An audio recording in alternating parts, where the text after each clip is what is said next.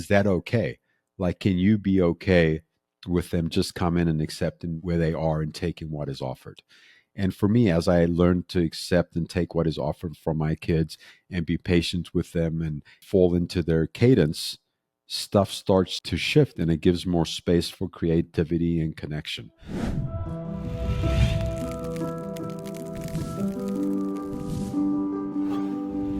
Hi, all. My name is Lawrence Joss, and welcome to the Family Disappeared podcast. Today is a special Thanksgiving show. I'm going to be talking a little bit about best practices for Thanksgiving, what my experience has been in Thanksgiving, the challenges I've had, the victories that I've had, and what it looks like today. And for anyone new to the community, welcome to the community. Thanks for coming out today to listen to the show. There's a great resource in the show notes for last year's podcast from Thanksgiving, and it was a panel of parents.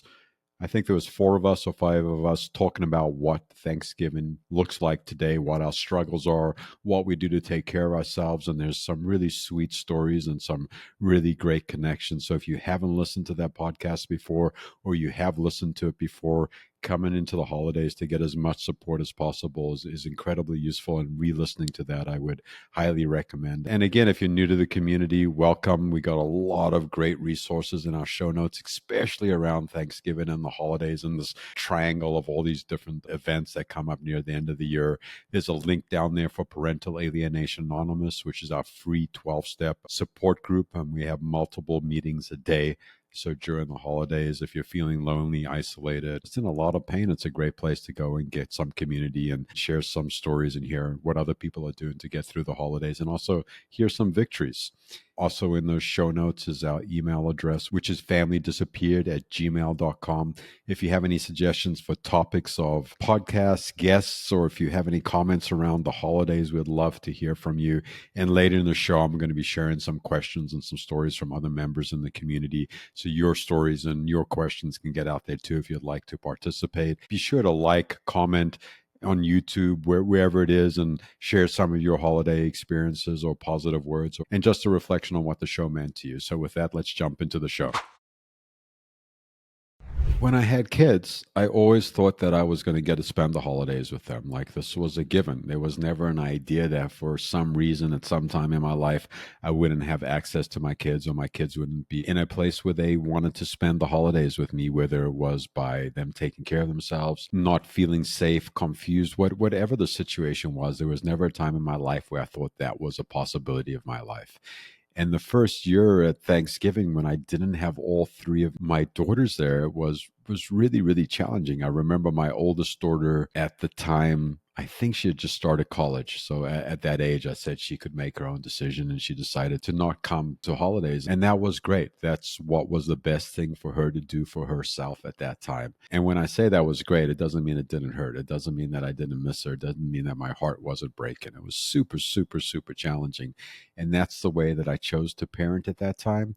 And with the different tools and the different things I've learned in the 12-step program, and with the other spiritual support that I have and the emotional work that I've done, I definitely would have handled that differently. I definitely would have been able to meet her in a different place and hear about her concerns about not coming, and validate them, and let her know that they were real. Because what a crappy situation to be 18, 19, 20 years old and making a decision if you want to go spend Thanksgiving with one of your parents instead of the other, or instead of sharing time between the two. I couldn't imagine how difficult that could be. And back then, I don't know if I necessarily had the perspective of how much strain my daughter was under. I didn't have her at this Thanksgiving. My heart was breaking. It was really, really challenging. It was hard to be present. And the times that I was present, I had a great Thanksgiving. My other 2 daughters were there. I had other family members there. I had other friends there. And I say this, that I had this picture in my head of how family is supposed to be and what Thanksgiving was supposed to look like. And it changed. And my nervous system wasn't prepared for it. And slowly over time, that has changed. I've got more used to the holidays. And if you're new to parental alienation or estrangement, erasure, whatever you want to call it, and whether you're a parent, grandparent, child, everything changes and it takes time. A mentor one time says time takes time. And I hated him for saying that. And time does take time. It takes time for perspective, for learning, for maturity, for stuff to change in my life. Okay, that's enough out of me. And with that, we're going to jump into some questions and stories that other members have shared. So, to be clear, when I share questions, I'll just identify if the person's an alienated parent, child, how many kids they have, or whatever information they've shared. No names or anything like that will be shared along with the questions. So, here's a question from a mom of two teenage boys. How do I get through the holidays if I potentially will not see my sons at all? And just to say, that is heart wrenching and heartbreaking, and what a difficult situation to be in. My heart goes out for you. It's not easy. And in answering that question, I'd say for me, it's about making a plan. Like early on in the first couple years when I was struggling with this, I didn't really have a concise plan. I figured I'd wing it. If a kid became available, that would be great. I'd see them for a little bit. I'd do this. I'd just kind of hang out. And I landed up getting stuck in myself, in my story, in my body, in my fear, in my anxiety. And it wasn't useful during the holidays. They seemed to take forever. And now, what I would suggest for anyone out there that's not sure if they're going to have any kind of contact or what that contact might even look like is have a plan. Decide what the day is going to look like. What are you going to do when you get up? Are you going to exercise, take the dogs for a walk, have a cup of coffee? And who are you going to connect with? What friends are you going to see? What family are you going to see? And make sure that the day is planned out. Like for me, I know in the morning I'm going to get up and do some kind of exercise. My family is going to be over. I'm going to help cook. And then I'm going to hang out with friends and maybe play some games and enjoy what I can of the holidays, which today I enjoy most of the holidays. So I would say for this alienated mom that's asking the question, the most important thing is to have a plan. Really know where you're going to be, what you're going to be doing, and don't base it all around on just if the kids are going to be available or not. And that's a really hard lesson I've had to learn is like, I really need to be able to take care of myself. I need to be an agency. I need to have a plan. I need to be doing something. And it's really good for the kids too, because sometimes they hear that I'm not alone or I'm doing an activity or I'm taking care of myself. Or if I happen to have a little bit of connection, they know that they don't need to take care of me. And that's a very important nuance that I didn't understand in the beginning. I just wanted my kids to love me. I just wanted them to show up. And in some ways, I wanted them to emotionally soothe me. And by having my own plan about having my own days scheduled out, I no longer needed that from them. Here is a question from an alienated dad of a 12-year-old daughter. And the question is, my daughter's coming over for Thanksgiving, and she said she's only going to stay for 2 hours. What should I do? That's a pretty vague question and a really important question. And having any child say they're only going to be over for 2 hours and knowing that 2 hours might be somewhat challenging, that's really hard for a parent. So again, my heart goes out to you that you're struggling with this, and it's a really real question, and it takes a lot of courage to be able to ask that question and put yourself out there. So I applaud you for taking that step forward, and taking that step forward is part of what we talk about in recovery, starting to take care of ourselves emotionally. So if I knew my child was only going to be spending a couple of hours and I know that I was anxious about it and would love them to spend more time and didn't know what to do, you know what I mean? I would resource myself before the child came over. And what resourcing for me would look like would be talking to trusted friends that can understand where I am, talking to people that aren't involved in all the fire of the interaction and the family dynamics that might be able to give me some good advice. And I would be as present as possible, and I would have a plan.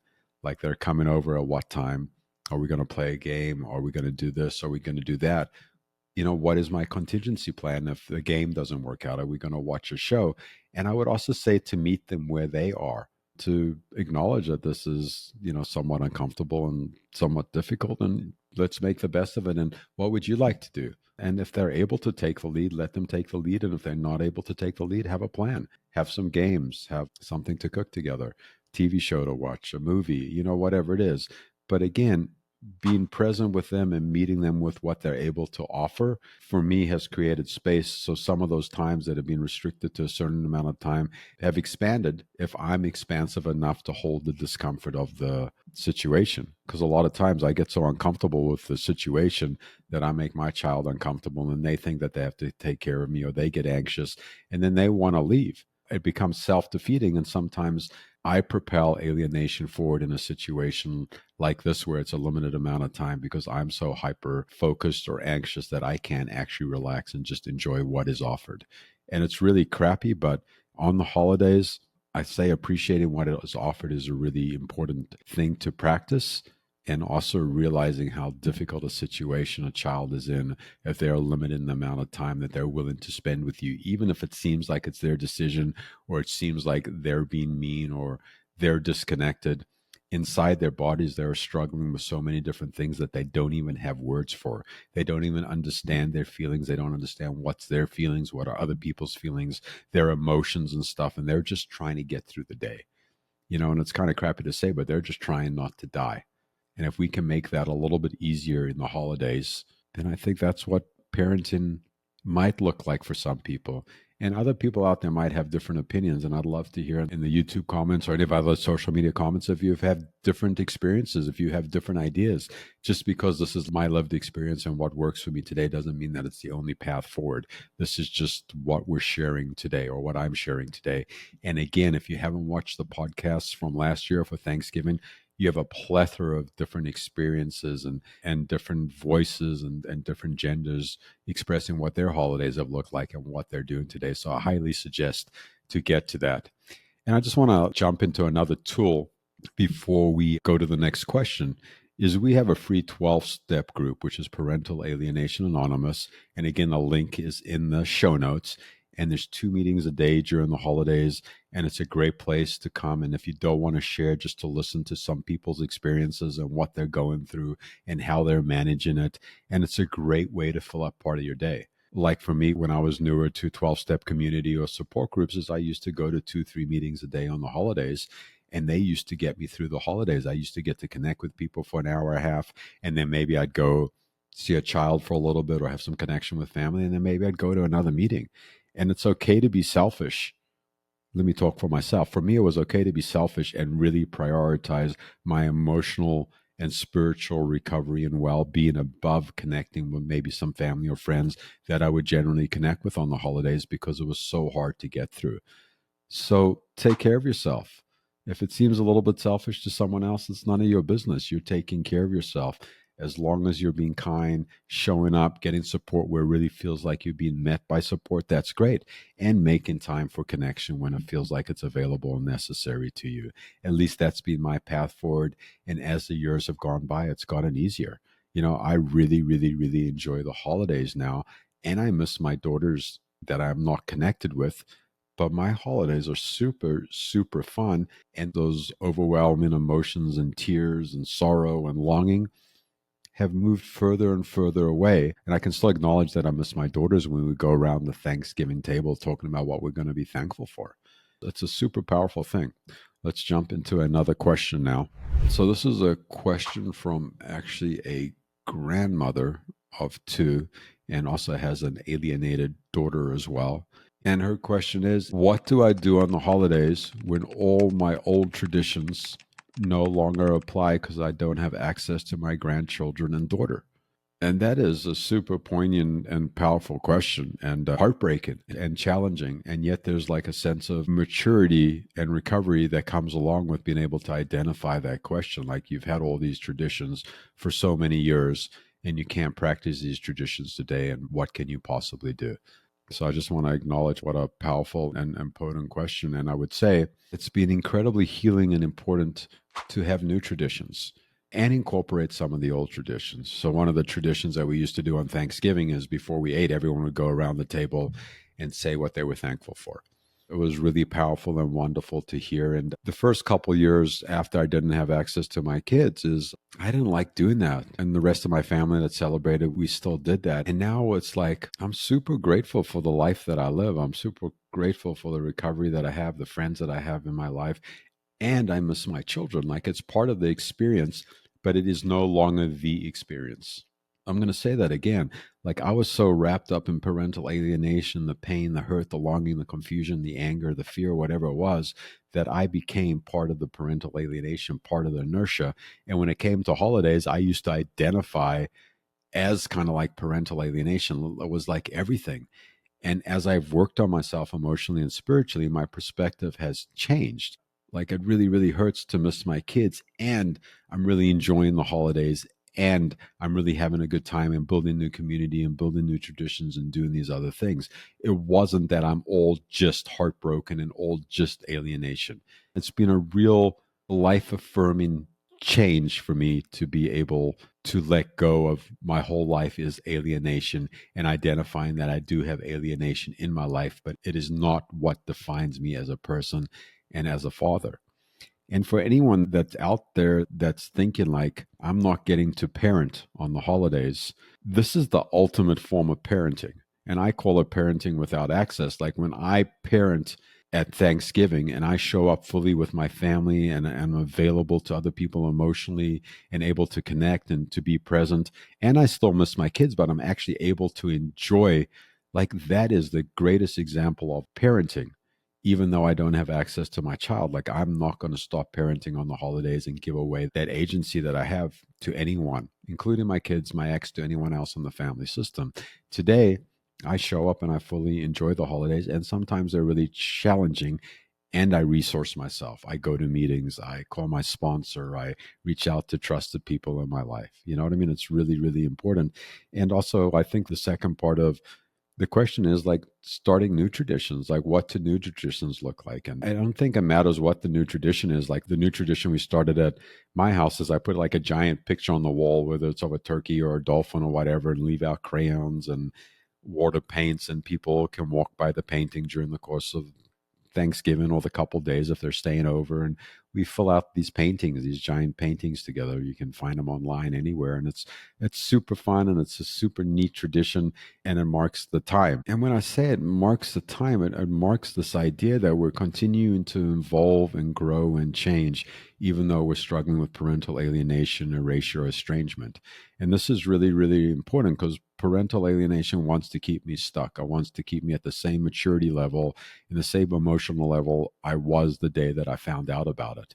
And as I start new traditions, as I engage life as a person that has alienation in my life and not a person that is just alienation, everything starts to change and the system starts to move again. And me showing up fully with these new traditions and practicing them, whether they're silly, whether they're cool, whatever it is, it creates space for creativity. It creates space for change. So I welcome you to really think like, what can you do this year to start a new tradition, to pick up an old tradition?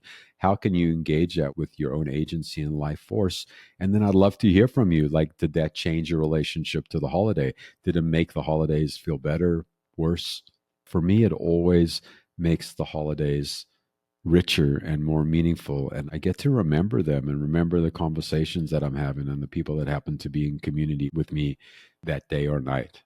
So what a great question, and I really appreciate that. So to just share a little personal Thanksgiving story. I'm a pescatarian, and if you don't know what a pescatarian is, that means that I eat fish and vegetables, and that's kind of what I eat. I don't really eat meat or chicken or anything like that, except for Thanksgiving. And my brother-in-law usually cooks the turkey, and he does this really cool brine on the outside that just makes it incredibly tasty. And I skipped turkey for a couple of years, and I'm like, you know what? Starting last year, I started eating.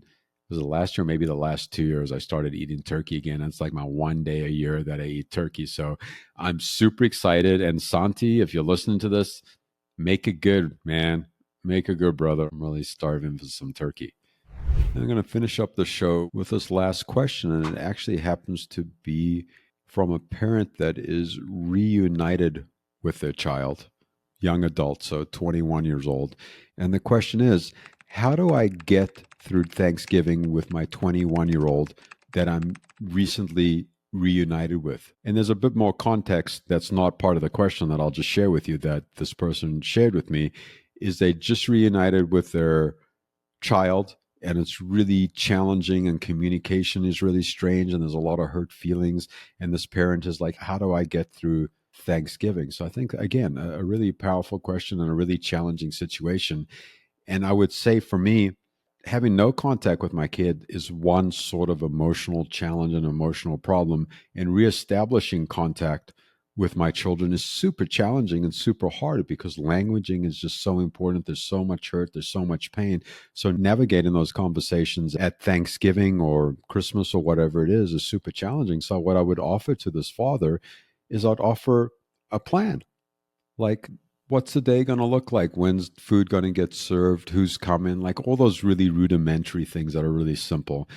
And then just to be present with your child and meet them where they are and take what is offered. As I've said earlier in the show, like they might want to engage. It might take them a while to warm up. They might not want to talk to their grandparents or talk to someone else at the party. And is that okay? Like, can you be okay with them just come in and accepting where they are and taking what is offered? And for me, as I learned to accept and take what is offered from my kids and be patient with them and fall into their cadence, stuff starts to shift and it gives more space for creativity and connection. So it sounds like a super challenging situation, and being really present with yourself, taking care of yourself physically, making sure that you're in the best possible place to show up in the best possible way that day. And there is no wrong or right. You might make a mistake, your child might make a mistake. And, acknowledging those things and cleaning them up as quickly as possible would be really, really useful. And just appreciating the highlights that come along. Because I know for me, full connection with my youngest daughter and just starting to reestablish connection with my middle daughter. And for both of them, parental alienation is always there. Parental alienation doesn't go away just because I have connection. Parental alienation is part of the family system and has a seat at the Thanksgiving table too. So as I'm navigating conversations and connections, I got to be really cognizant of what I'm saying. Am I trying to take something that's not offered? Can I just accept what I'm offered by my children? And it's really liberating to come into the situation prepared and available, and also knowing that there's other people around that I can love and I can connect with, and just appreciate that my child has the courage to show up in this moment, in this way. And then trust starts to generate its own inertia and its own energy, and stuff might open up. And again, super complex questions and problems and challenging, and just saying it out loud and asking that question is super powerful, and having grace with yourself.